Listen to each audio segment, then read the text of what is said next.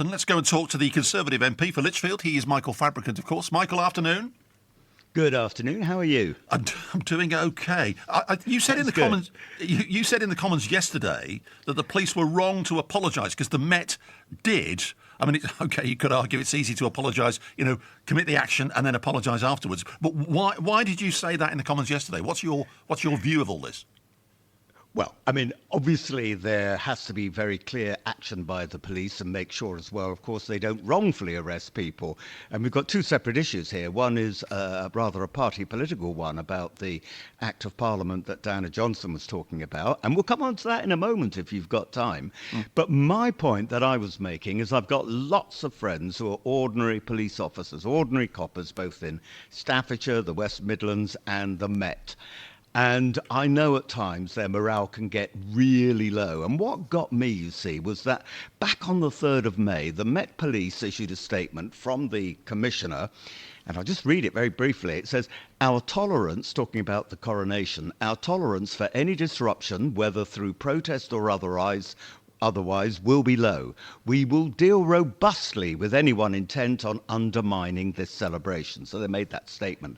Then what happened was that they received intelligence from a special branch within the Met and also from MI5 and other intelligence sources that there were groups of people hell-bent on actually breaking up the coronation, and that included throwing paint, it included making loud noises, which would be from devices that would be thrown under the feet of horses, hoping that the cavalry horses would stampede or whatever they do.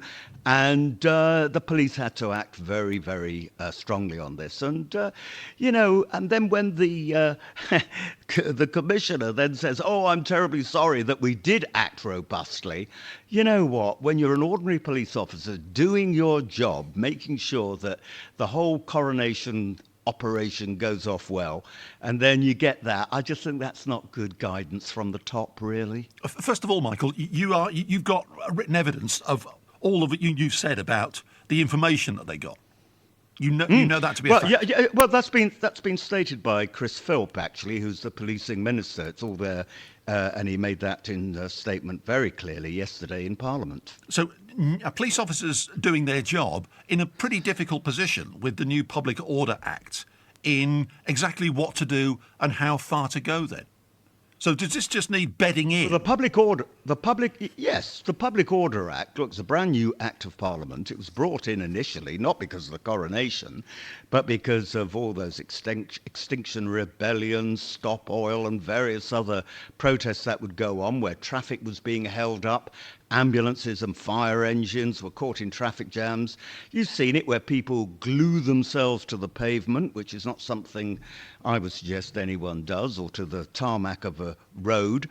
You've seen all the pictures on BBC television news. It was to stop that.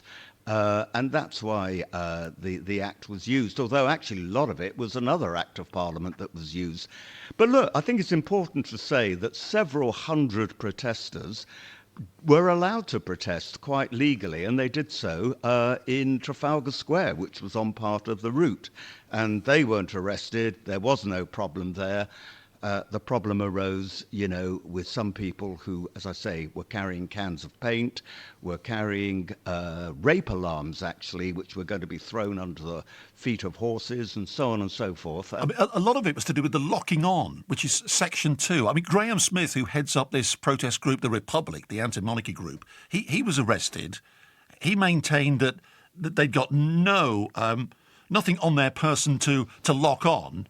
They got banners, but they hadn't got anything to lock on. And obviously these people have been released without charge. And we had a lawyer on yesterday who says there's potential for legal action to be taken by the people who were arrested because they would say wrongfully.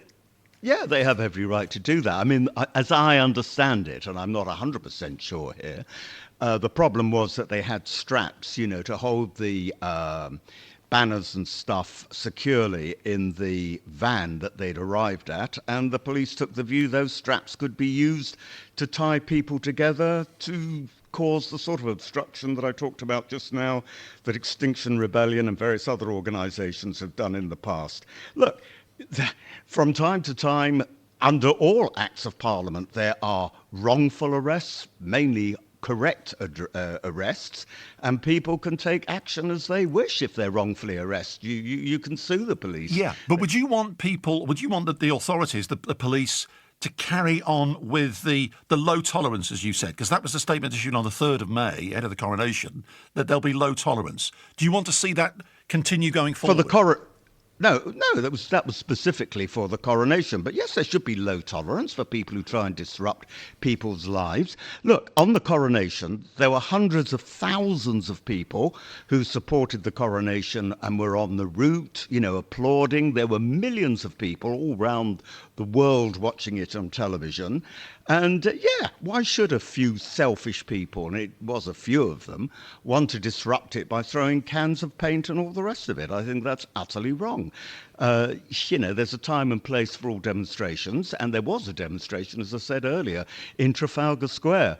But we had to bring in this legislation because of the problem where the existing legislation didn't cover people chaining themselves to the gantries of the M6 and causing traffic jams there for hours on end.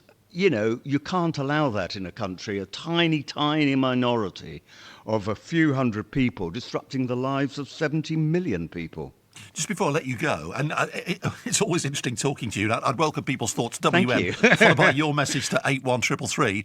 The local elections, pretty historic in Lichfield, your constituency. For the first time in over 20 years, no one party controls the council.